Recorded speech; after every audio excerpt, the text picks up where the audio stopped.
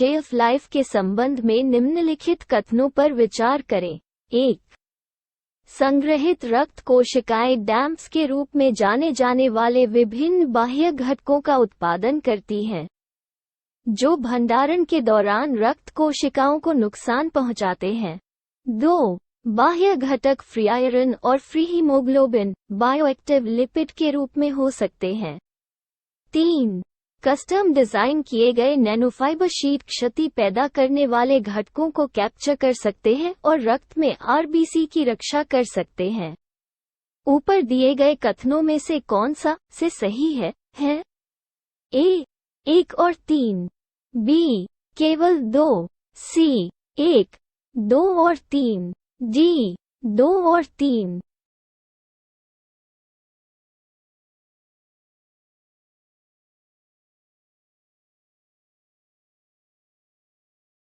Uttar C. Institute for stem cell science and regenerative medicine DBT inStem biotechnology विभाग का एक स्वायत्त संस्थान है, जिसने संग्रहीत रक्त की गुणवत्ता और शेल्फ लाइफ को बढ़ाने के लिए नैनोफाइबर शीट का उपयोग करके एक नई ब्लड बैग तकनीक विकसित की है। आमतौर पर संग्रहीत रक्त कोशिकाएं विभिन्न बाह्य घटकों का उत्पादन करती हैं, जिन्हें डैमेज एसोसिएटेड मॉलिक्यूलर पैटर्न डैम्प्स के रूप में जाना जाता है, जो भंडारण के दौरान रक्त कोशिकाओं को नुकसान पहुंचाते हैं। डैम्प्स फ्री आयरन, फ्री हीमोग्लोबिन और बायोएक्टिव लिपिड जैसे polyunsaturated fatty acid, extracellular DNA, nucleosome और प्रोटीन होते हैं। सुधार: इसका उद्देश्य रक्त भंडारण के दौरान बाह्य कोशिकाओं को नुकसान पहुंचाने वाले घटकों को चिन्हित और समाप्त करना है। इस नए ब्लड बैग ने संग्रहित रक्त कोशिकाओं को नुकसान से बचाया और उनकी गुणवत्ता को बढ़ाया, तथा संग्रहित रक्त के शेल्फ जीवन को लगभग 25% तक बढ़ा दिया है।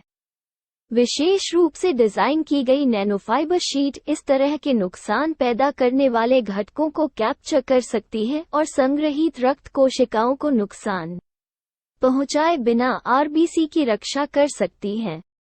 भारत में सेंट्रल बैंक डिजिटल करेंसी सीबीसीडी के संदर्भ में निम्नलिखित कथनों पर विचार करें। 1. ये डिजिटल टोकन है जो क्रिप्टोकरेंसी के समान है और फिड्यूसरी मनी के मूल्य से जुड़े हैं। 2. रिटेल सेगमेंट में सीबीसीडी के सभी वॉलेट टू वॉलेट लेनदेन बैंकों की कोर बैंकिंग प्रणाली में दिखाई देंगे। ऊपर दिए गए कथनों में से कौन सा से सही है? ए केवल 1, बी केवल 2, सी 1 और 2 दोनों, डी उपरोक्त में से कोई नहीं।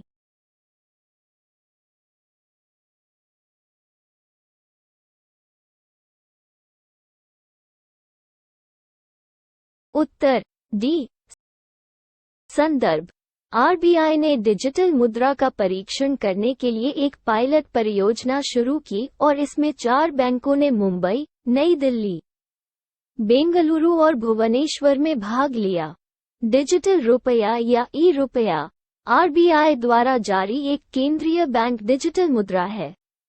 ये हमारे वास्तविक बटुए में रखे भौतिक नकदी के समान है, बस अंतर केवल इतना है कि इसे ई रुपये को आरबीआई द्वारा देखे जाने वाले डिजिटल वॉलेट में इलेक्ट्रॉनिक रूप से रखा जाता है। केंद्रीय बैंक की डिजिटल मुद्राएं एक केंद्रीय बैंक द्वारा जारी क्रिप्टोकरेंसी के समान डिजिटल टोकन है। ये उस देश की फिएट करेंसी के मूल्य से आंकी जाती है। रिटेल सेगमेंट में central bank digital currency CBDC के सभी वॉलेट टू वॉलेट लेनदेन गुमनाम होते हैं क्योंकि वे लेनदेन बैंकों के कोर बैंकिंग सिस्टम सीबीएस में प्रतिबिंबित नहीं होते हैं। ठीक उसी तरह जैसे कि कोई ग्राहक वास्तविक नकदी का उपयोग करता है और किसी स्टोर या किसी अन्य व्यापारिक प्रतिष्ठान से खरीदारी करता है। ये सुविधा भारत में डिजिटल रुपये का उपयोग करने के लिए ग्राहकों के विश्वास को बढ़ाएगी। फिएट मनी सरकार द्वारा जारी मुद्रा है जो सोने या चांदी जैसी भौतिक वस्तु द्वारा समर्थित नहीं है। इसे कानूनी निविदा का एक रूप माना जाता है, जिसका उपयोग वस्तुओं और सेवाओं के आदान प्रदान के लिए किया जा सकता है। संगीत वाद्य यंत्र तानपुरा के संबंध में निम्नलिखित कथनों पर विचार करें। 1. तानपुरा घन वाद्य नामक वाद्य यंत्रों की श्रेणी से संबंधित है। 2. इसकी उपयोगिता एक मधुर पृष्ठभूमि के निर्माण में है, लेकिन किसी राग से नहीं। ऊपर दिए गए कथनों में से कौन सा से सही है? ए. केवल एक। बी. केवल दो। सी. एक और दो दोनों। डी. उपरोक्त में से कोई नहीं।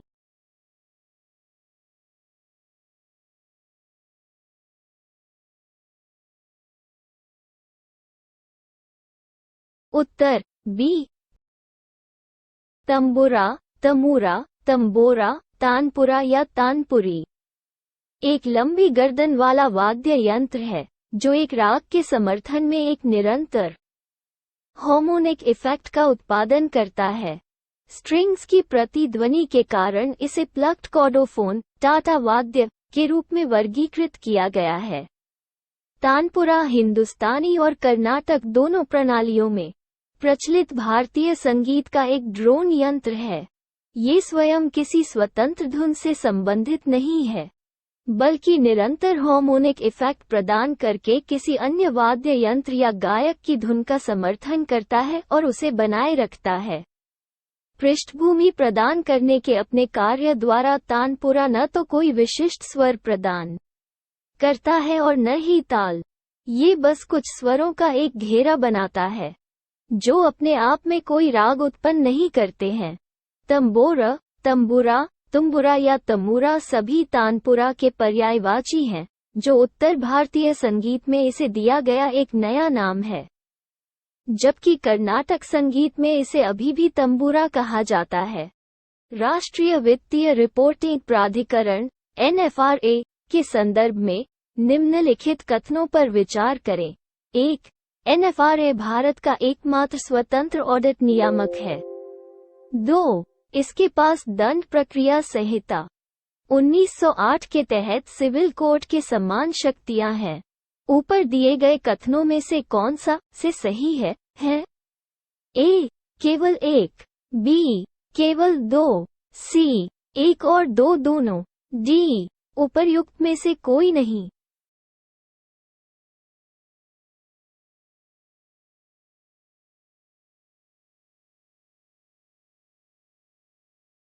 उत्तर सी। संदर्भ: राष्ट्रीय वित्तीय रिपोर्टिंग प्राधिकरण (NFRA) देश का एकमात्र स्वतंत्र ऑडिट नियामक है, ने 5 ऑडिट फर्मों का निरीक्षण शुरू किया है। राष्ट्रीय वित्तीय रिपोर्टिंग प्राधिकरण (NFRA) कंपनी अधिनियम 2013 की धारा 132 के तहत भारत सरकार द्वारा 1 अक्टूबर 2018 को राष्ट्रीय वित्तीय रिपोर्टिंग प्राधिकरण (NFRA) का गठन किया गया था।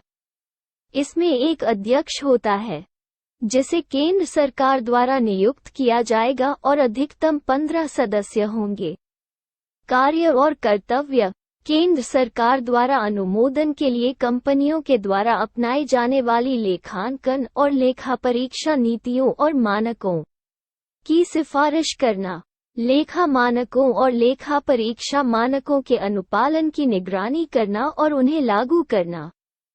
ऐसे मानकों का अनुपालन सुनिश्चित करने हेतु व्यवसायों की सेवा की गुणवत्ता की निगरानी करना और सेवा की गुणवत्ता में सुधार के उपाय सुझाना। शक्तियाँ: पेशेवर या अन्य कदाचार के मामलों की जांच करना।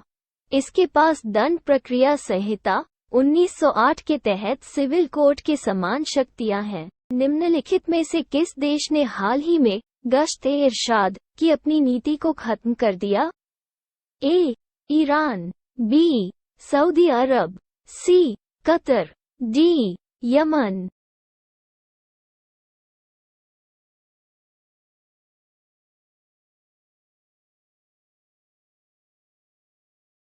उत्तर ए. देश के सख्त महिला ड्रेस कोड का कथित रूप से उल्लंघन करने के लिए हिरासत के दौरान महसा अमनी की मौत के विरोध में 2 महीने से अधिक समय तक चले विरोध प्रदर्शनों के बाद ईरान ने अपनी नैतिकता पुलिस इकाइयों को खत्म कर दिया है। नैतिकता पुलिस वर्ष 1979 की इस्लामी क्रांति के बाद से ईरान में विभिन्न रूपों में मौजूद है। गश्त-ए-इरशाद इसका नवीनतम अवतार है और इसका गठन वर्ष 2007 में महिलाओं के बीच गैर इस्लामिक पहनावे को हतोत्साहित करने और ईरानियों को पश्चिमी संस्कृति से बचाने के लिए किया गया था। गश्त-ए-इरशाद या गाइडेंस पेट्रोल को ईरानी पुरुषों के साथ साथ महिलाओं पर अनिवार्य ड्रेसिंग नियम लागू करने का काम सौंपा गया है। महिलाओं के लिए कुछ नियमों में अनिवार्य रूप से अपने सिर को चादर या हिजाब से ढकना और महिलाओं के बीच सौंदर्य प्रसाधनों के उपयोग से बचना शामिल है। पुरुषों और महिलाओं दोनों को तंग पैंट, रिप्ड जीन्स, चमकीले रंग के कपड़े और घुटने दिखाने वाले कपड़े पहनने से हतोत्साहित किया जाता है। ये ध्वनि प्रदूषण, असुरक्षित ड्राइविंग और लड़कियों को परेशान करने वालों को भी नियंत्रित करते हैं।